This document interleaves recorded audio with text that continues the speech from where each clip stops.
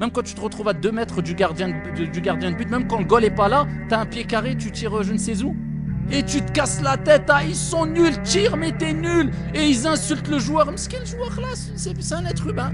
Et un jour il joue bien, un jour il joue mal. Ça veut dire que même s'il joue, regardez l'ingratitude de l'être humain, même s'il joue bien pendant 10 ans, le jour où il va rater un coup franc, un penalty, Allah ya'atik, nul, vendu.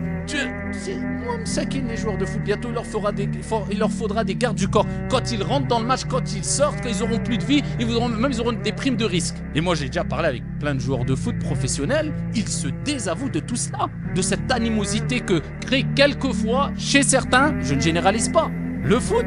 Ils se désavouent quelquefois de cette idolâtrie qui peut se trouver dans le cœur de certains, vis-à-vis de certains joueurs de foot. On idolâtre des joueurs de foot, les plus nobles d'entre vous auprès d'Allah, ce ne sont ni les blancs, ni les noirs, ni les arabes, ni les français, ni les turcs, ni les je ne sais quoi, ce sont les plus pieux. Voilà.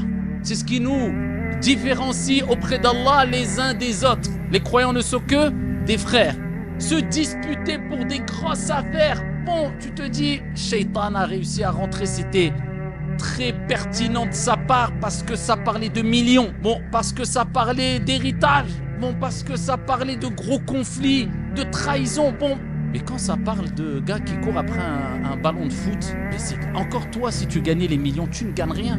T'es dans les tribunes et tu passes ton temps à critiquer des gens qui sont professionnels, qui gagnent des millions, si tu savais jouer bien au foot.